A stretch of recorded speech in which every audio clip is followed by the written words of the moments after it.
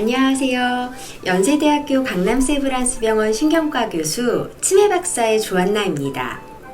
뇌졸중이 발생하기 3개월 전 우리 몸에서는 어떤 일들이 일어날까요? 60대 초반의 남자분이요. 3달 전에 갑자기 한 10초 정도 눈앞이 좀 깜깜해지면서요. 보이지 않는 현상이 있으셨다고 해요. 그리고 한 달 전과 3일 전에는요. 왼쪽 팔다리에 갑자기 힘이 좀 쫙 빠지는 경험을 했다고 하는데요. 하지만 좀 2번 모두 좀 휴식을 취하니까 몇 분 이내에 좀 증세가 사라져서요. 좀 대수롭지 않게 별일이 아니라고 넘기셨는데요. 그로부터 사흘 뒤 바로 그분은 뇌졸중으로 쓰러졌다고 해요. 환자분이 중환자실에서 눈을 떴을 때는요. 이미 뇌동맥이 혈전으로 꽉 막혀서 굉장히 심한 뇌졸중이 찾아온 이후였는데요.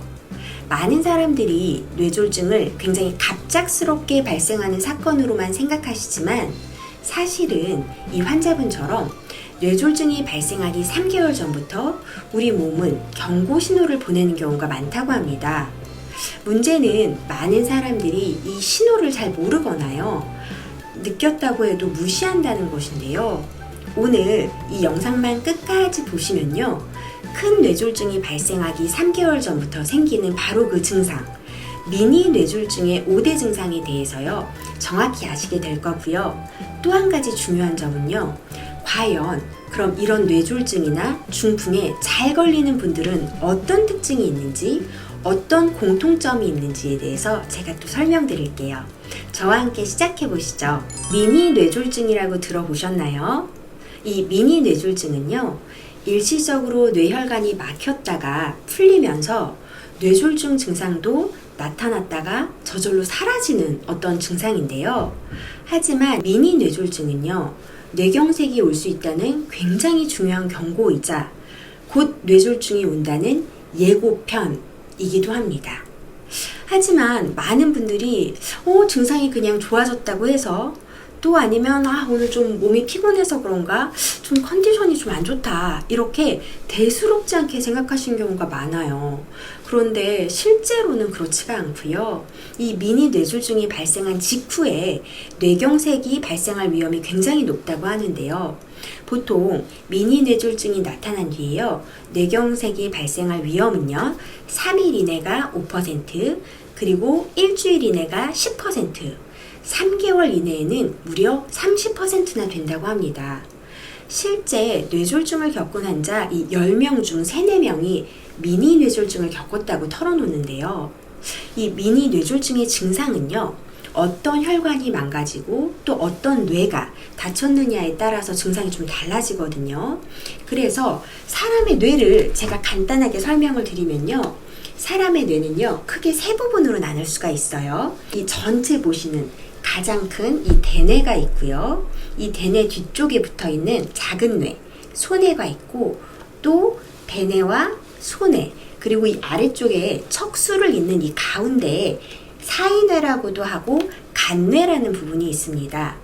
제가 그러면 이 미니 뇌졸중의 5대 증상을요. 혈관에 따라서 제가 분류해서 말씀드릴게요. 첫 번째는 대뇌 혈관 중에서요. 앞으로 올라가는 전 대뇌 동맥입니다. 이 부분이 망가지면 한쪽 하반신, 특히 한쪽 다리와 발에 좀 힘이 빠져서 걷기가 좀 어려워지고요. 걷더라도 한쪽 다리를 좀 질질 끄는 현상이 보이게 되는데요.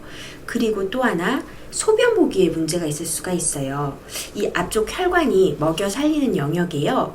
우리가 소변을 보는 걸 조절하는 어떤 배뇨 중추가 있거든요. 그래서 이 영역이 망가지면요. 소변 보는 게 좀 조절이 안 되면서 소변을 보고 싶어도 아예 못 보거나 아니면 참고 싶어도 나도 모르게 실수를 할 수가 있습니다. 미니 뇌졸중의 5대 혈관 중 2번째는요. 대뇌 혈관 가운데로 올라가는 중간 대뇌 동맥인데요.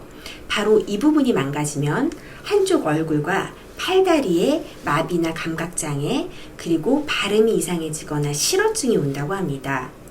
우선 안면마비를 제일 먼저 체크해 볼 수가 있는데요. 저희가 보통은 환자분들한테 이 해보세요 이렇게 말씀을 드리거든요.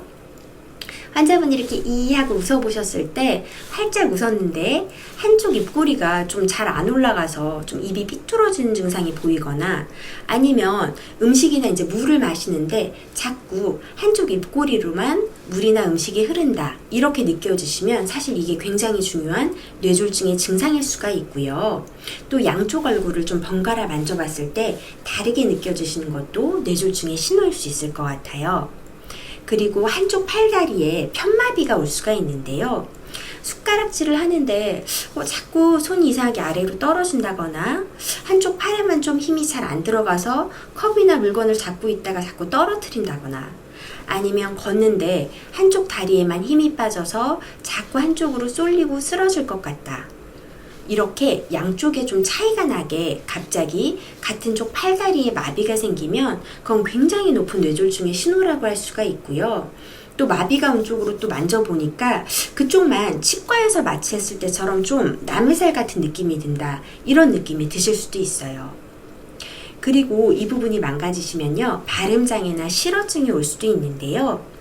발음이 좀 어둔해지거나, 같은 말을 하는데 갑자기 너무 더듬는다, 또 말을 좀 하려고 하는데 말이 좀 빨리 안 나오면서 말이 좀 입에서 맴돌고 좀 우물우물하고, 말이 평소처럼 좀 빠르게 나오지 않고 굉장히 천천히 느리게 말하는 경우에도 이 발음 장애나 실어증을 의심해 볼 수가 있을 것 같아요.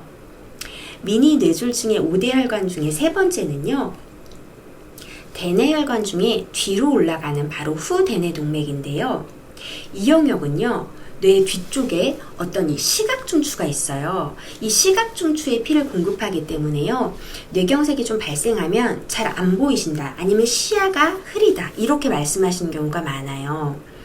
내가 이렇게 물체를 보는데 시야의 반이 좀 까만 커튼이 쳐진 것처럼 한쪽만 안 보인다, 이렇게 말씀하시기도 하고, 안과에서는 특별히 이상이 없다고 하는데 자꾸 시력이 떨어지는 것처럼 느껴진다, 이렇게 말씀하시는 경우도 있습니다. 그리고 시야의 장애 때문에요, 시공간 능력이 저하되기도 하는데요. 예를 들어서 약을 먹으려고 약통이나 물컵을 잡으려고 해도 이 물체의 위치나 거리가 좀 정확하게 판단이 안 돼서요, 잡지를 못하거나, 아니면은 길을 지나가면서도 사람들 간의 간격이 좀 느껴지지가 않아서 사람들한테 막 부딪히고 의자나 벽, 이런 장애물에도 부딪히는 경우가 많습니다. 미니 뇌졸중의 5대 혈관 중에 네 번째는요, 바로 소뇌혈관인데요. 이 부분은 초기부터 굉장히 어지러움증이나 아니면 현기증으로 나타나는 경우가 많아요. 소뇌는요, 몸의 균형, 이 밸런스를 조절하는 기관인데요. 이 뇌경색이 발생하면 그래서 똑바로 걷는 게 좀 어려워지고요. 걸을 때 뭐 힘이 특별히 빠지는 건 아닌데 이유 없이 자꾸 한쪽으로 좀 쏠리거나 휘청거리는 증상이 갑자기 생길 수가 있어요. 미니 뇌졸중의 5대 혈관 중에서요, 다섯 번째는 바로 사이뇌 혹은 간뇌혈관인데요. 이곳은 굉장히 위험하고 중요한 곳이에요. 이곳에 만약 뇌경색이 오는 경우에는요, 뇌경색이 굉장히 작더라도 크기와 상관없이 신경과 의사들은 엄청 주의해서 보는 위치입니다. 그 이유로는 크게 두 가지 정도를 말씀드릴 수가 있는데요. 첫 번째는요, 이 간뇌는 위에 어떤 대뇌와 소뇌에서 모인 많은 정보들이 이렇게 모여서 지나가는 깔때기 같은 위치이기 때문에 아주 작은 뇌경색이라도 이곳에 뇌경색이 오면 굉장히 증상이 심하게 나타날 수가 있어요. 그리고 두 번째로는요, 이 간뇌에 몇몇 굉장히 중요한 생명 유지 기능을 담당하는 중추들이 모여 있거든요. 대표적으로는 이제 호흡 중추가 이 간뇌에 있기 때문에 굉장히 작게 뇌경색이 올지라도 호흡 중추가 망가지면 바로 사망에 이를 수 있기 때문에 굉장히 위험한 곳입니다. 그래서 이 간뇌로 가는 혈관에 문제가 생겼을 때 나타나는 증상으로는요, 물체가 두 개로 보이는 복시 증상이 있을 수가 있어요. 그래서 이상하게 좀 초점이 좀 안 맞고 계속 물체가 겹쳐 보이거나, 아니면 또렷하게 물체가 두 개로 나누어져 보인다, 이런 증상을 호소하실 수가 있고요. 그리고 청각 소실이 있을 수도 있어요. 청각 중추가 있는 곳에 또 뇌경색이 오면 갑자기 청력이 떨어질 수도 있고요. 살에 걸리는 증상이 있을 수도 있는데요. 음식을 먹는데 이상하게 좀 갑자기 삼키기가 어렵고, 좀 음식을 넘기기도 좀 어렵고 살에가 걸린다. 물을 먹으려고 했는데 계속 이렇게 기침이 난다. 이런 경우도 뇌졸중의 증상일 수가 있고요. 그리고 아까 말씀드린 것처럼 호흡 이상으로 갑자기 좀 숨 쉬는 게 어렵게 느껴지고 숨 쉬는 게 좀 불규칙적일 때 의심해 볼 수가 있을 것 같아요. 지금까지 큰 뇌졸중 걸리기 3개월 전에 발생하는 이 미니 뇌졸중의 5대 증상을요, 뇌의 위치와 어떤 혈관별로 나눠서 알아봤는데요. 아마 지금까지 좀 잘 따라오신 분들 중에 분명히 이렇게 생각하신 분들이 계실 것 같아요. 아, 말이 너무 복잡하고 헷갈린다. 뭐 중풍, 뇌졸중, 뇌경색, 뇌출혈. 말이 사실 너무 많고 복잡한데 과연 이게 어떻게 다른지 제가 오늘 아주 간단하게 총정리를 해드릴게요. 중풍이나 뇌졸중은 같은 단어라고 생각하시면 되고요. 뇌에 공급되는 어떤 혈액순환의 장애로 뇌에 손상이 발생하는 상황, 이 전체를 의미하는데요. 더 간단히 말씀드리면 뇌의 혈관의 문제로 뇌가 다치는 질환을 모두 통칭해서 중풍이나 뇌졸중이라고 합니다. 그런데 이런 뇌졸중이나 중풍을요, 원인에 따라서 크게 두 가지, 혈관이 막힌 것과 터진 것으로 구분할 수가 있어요. 그래서 뇌경색은 뇌혈관이 막혀서 피가 가지 않아서 뇌세포가 죽는 경우고요. 뇌출혈은 뇌혈관이 터져서 주변에 피가 퍼지고 고여서 오히려 뇌세포가 죽는 경우를 말해요. 이렇게 정리해드리면 좀 이해가 쉬우실 것 같은데요. 그 다음으로 오늘 영상의 하이라이트. 그럼 어떤 사람들에게 이 뇌출혈이나 뇌경색이 잘 생길까요? 뇌졸중이 잘 생기는 분들의 특징과 그 공통점을 제가 뇌출혈과 뇌경색으로 나눠서 정리해 드릴게요. 먼저 뇌출혈의 위험 인자를 보면요. 1번은 외상, 머리를 다치는 거예요.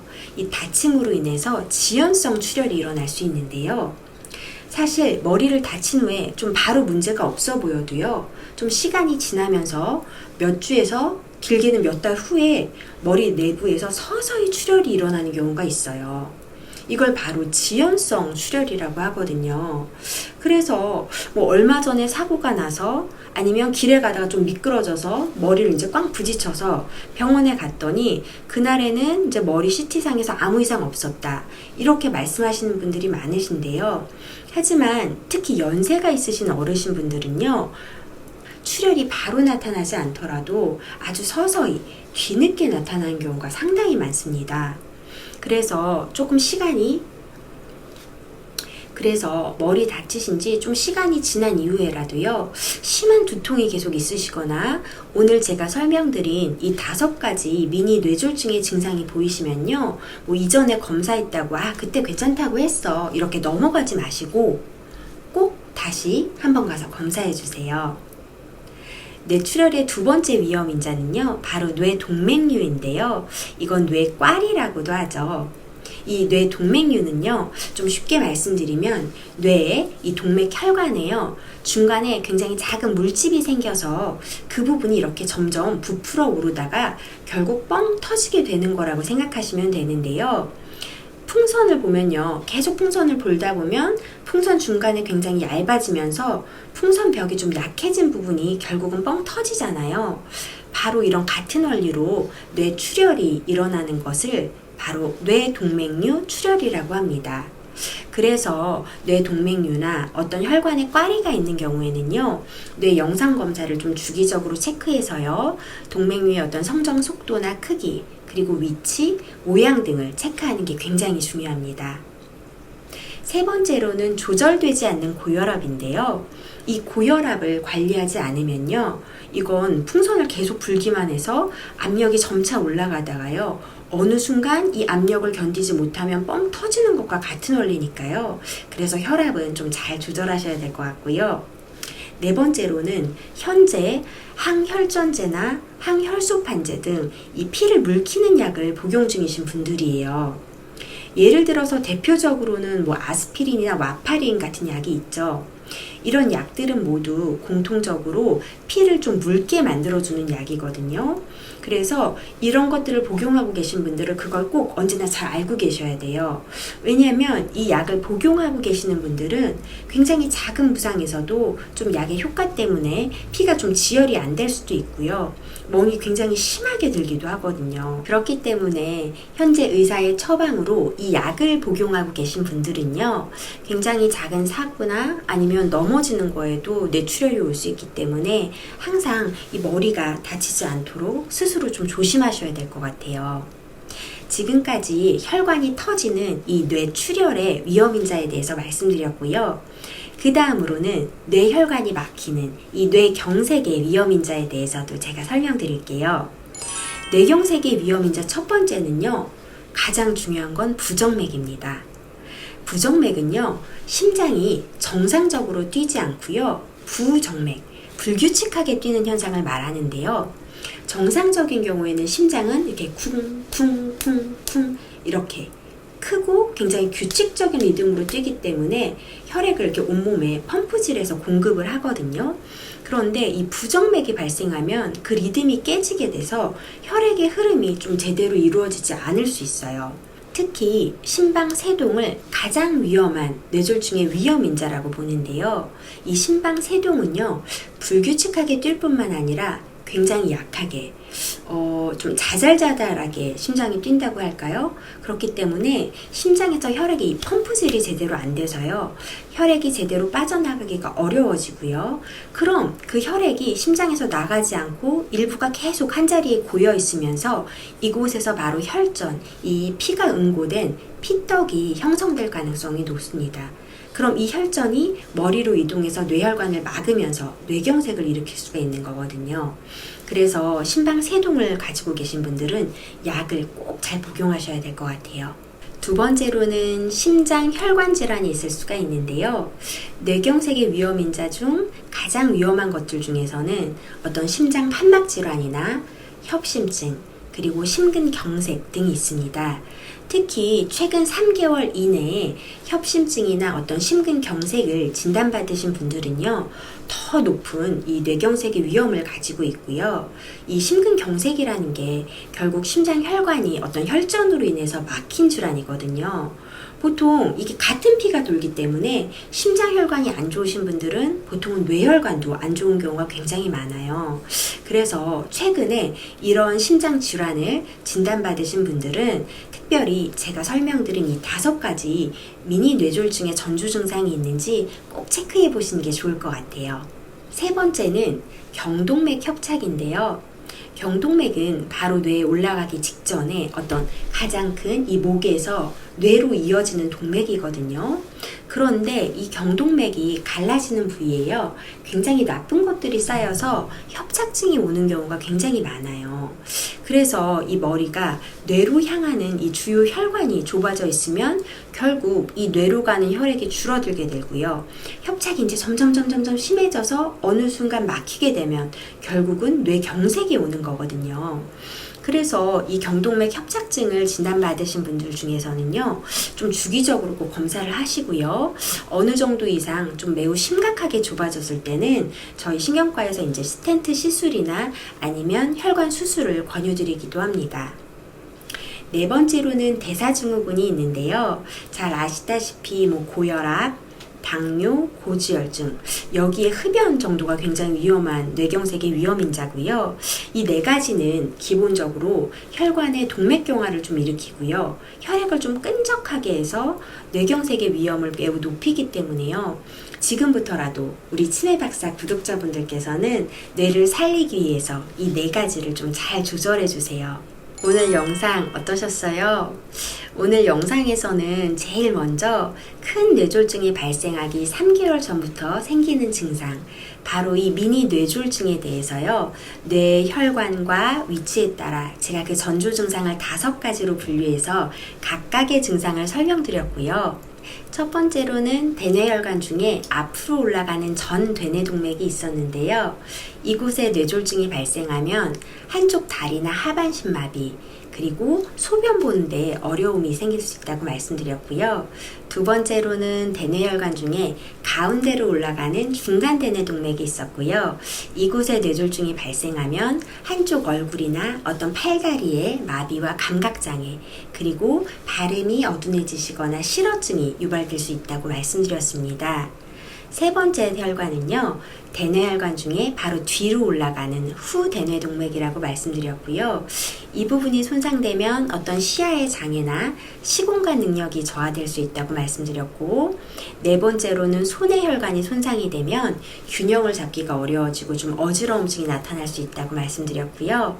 다섯 번째로는 사이뇌 혹은 간뇌를 담당하는 혈관이 손상되면요, 보통은 복시나 아니면 청각이 갑자기 소실되거나 말하거나 삼키기가 어렵고 살에 자주 걸리고 호흡장애 등이 발생할 수 있다고 말씀드렸습니다.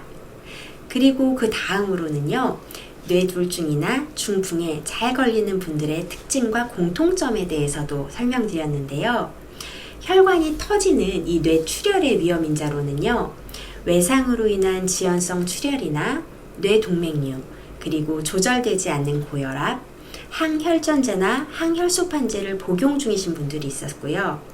혈관이 막히는 이 뇌경색의 위험인자로는요, 심장이 규칙적으로 뛰지 않는 부정맥, 그 중에서도 심방세동이 굉장히 위험하다고 말씀드렸고, 심장혈관 질환 중에서 심장 판막질환과 협심증, 그리고 심근경색, 그리고 목으로 올라가는 경동맥 협장, 그 외에 대사증후군을 말씀드렸습니다. 제가 오늘 이 영상을 준비하면서 이전에 뵀었던 한 환자분 생각이 났는데요. 그분께서는 한 병원에 입원하시기 2, 3개월 전부터 오른쪽 팔다리 마비가 한 2, 3분 정도 계속 반복해서 왔었다고 해요. 그런데 그럴 때마다 조금 누워서 쉬고 나면 저절로 좋아져서 어느 날 또 점심 식사를 하고 똑같은 증상이 나타난 거예요. 그래서 또 쉬고 나면 1, 2분 있다 좋아지겠지 하고 환자분께서 깜빡 잠이 드셨다고 해요. 그런데 결국 그 뒤에 의식을 잃은 채로 깨지 않으시고 가족들에게 발견이 돼서 병원에 구급차로 오셨던 굉장히 안타까운 경우가 있었는데요. 그래도 다행인 것은 이 환자분께서 골든타임 이내에 병원에 오셨기 때문에 혈관의 재개통 시술도 받고요. 이제 재활 치료까지 다 받으시고 퇴원하실 때는 뭐 지팡이를 좀 짚기는 했지만 다행히 이제 두 발로 직접 이제 걸어서 퇴원을 하셨거든요. 그것만 해도 정말 너무 다행이죠. 그런데 그때 제가 그런 생각이 좀 들었거든요. 이분이 사실 2, 3개월 전에 그런 증상이 있었을 때, 아니면 점심 식사 후에 그런 증상이 생겼을 때 그때라도 바로 오셨다면 사실은 지팡이를 짚지 않고도 그냥 일상생활을 모두 하실 수 있을 정도로 치료를 해드렸을 수 있었을 텐데, 이런 좀 아쉬움이 많이 남더라고요. 오늘 이 영상을 보신 우리 모든 치매박사 구독자분들께서는요, 오늘 배운 이 5가지 증상들을 꼭 기억하셨으면 좋겠고요. 특히 이런 뇌출혈이나 뇌경색의 위험인자가 하나라도 있으신 분들은 더더욱 기억 꼭 하셨으면 좋겠어요. 그래서 이런 증상이 있을 때 빨리 병원에 가서 정말 조기에 치료를 받고 뇌졸중을 예방하실 수 있기를, 또 이 영상을 통해서 본인의 건강뿐만 아니라 또 소중한 어떤 가족과 친구들의 건강도 지키는데 정말 도움이 되시기를 제가 정말 진심으로 소망합니다. 제가 요즘 굉장히 행복하다고 느끼는 때는요, 밖에 나가서 하늘을 봤는데 그날따라 공기가 너무 맑고 하늘이 파랗고 너무 예쁠 때, 그리고 친구들이나 뭐 같이 일하는 동료들이랑 뭐 맛있는 냉면이나 콩국수 한 그릇 먹을 때, 그리고 주말에 뭐 가족들과 함께 아주 가까운 곳이라도 바람 쐬러 갈 때, 정말 이러한 소소한 일들이 저는 정말 행복하더라고요. 앞으로 우리 치매박사 채널에서는요, 이런 여러분들의 어떤 일상생활의 소중한 기억들을 지킬 수 있도록 앞으로도 유익한 정보를 제가 준비하고 함께 하겠습니다. 아버님, 어머님, 오늘 하루도 행복하시고 정말 오래오래 건강하세요. 오늘의 퀴즈입니다. 우리 몸의 뇌를요, 크게 3부분으로 나눌 수가 있는데요. 대뇌와 소뇌, 그리고 그 사이에 간뇌입니다.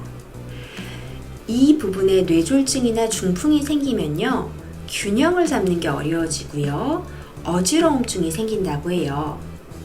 걷기가 어렵거나 심한 경우는 서 있기도 힘들 수가 있다고 하고요. 술을 마시지 않았는데도 술을 마신 것처럼 비틀거리면서 걸을 수도 있고, 이유 없이 한쪽으로 쏠리거나 어떤 휘청거리는 증상이 생기기도 한다고 합니다. 과연 뇌의 이 부분은 어디일까요? 보기 드릴게요. 1번 대뇌, 2번 소뇌, 3번 간뇌, 4번 척수입니다. 정답을 아시는 분들은요, 영상 아래에 좀 댓글에 꼭 답을 남겨주세요.